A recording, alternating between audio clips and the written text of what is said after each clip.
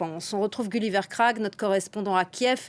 Les témoignages de soutien des pays occidentaux se multiplient, mais l'inquiétude grandit en Ukraine.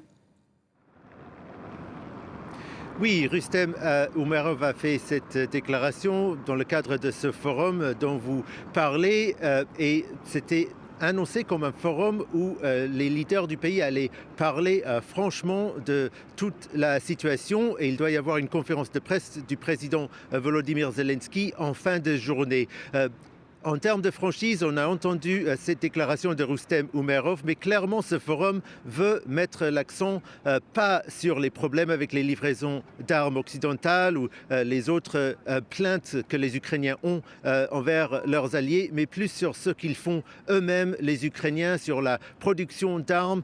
Il y a des chiffres impressionnants qui ont été annoncés, notamment en termes de production de drones. L'Ukraine estime pouvoir produire plus d'1 million de drones cette année et d'ores et déjà 90% des drones utilisés en Ukraine en fait sont de production ukrainienne.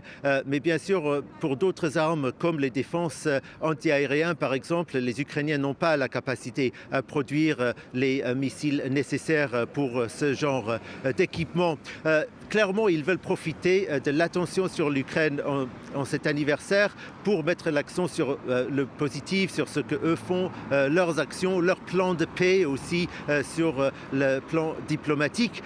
Mais tout le format de l'événement est un peu compliqué pour les journalistes puisque ministre après ministre arrive, fait des annonces et il y a certains commentaires peut-être pas très agréables pour les Ukrainiens, comme quoi cela ressemble un petit peu à la session du Parti communiste où chaque membre doit venir parler de ce qu'il a fait de bien et ce qu'il va faire de bien dans les années, dans les années à venir. Et pendant ce temps, que se passe-t-il sur la ligne de front ? Oui, alors pendant ce temps, les nouvelles du front ne sont pas bonnes. Les Russes ont toujours l'initiative, notamment à cause de ce manque de munitions chez les Ukrainiens.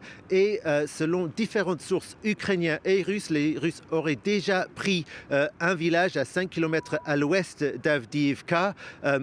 Officiellement, l'état-major ukrainien ne le confirme pas pour le moment, mais il semblerait que cette avancée russe qui a été si craint à l'ouest d'Avdiivka commence à se matérialiser. Et dans le sud aussi, les Russes sont passés à l'attaque. Eux disent avoir repris le village de Robotyne, un village stratégique sur une colline dans le sud de la région de Zaporizhzhia. Mais les Ukrainiens là démentent en disant vous allez voir des photos des Russes dans ce village. C'est vrai, ils étaient là, mais on les a tous tués. Merci beaucoup Gulliver Krag, merci à vous.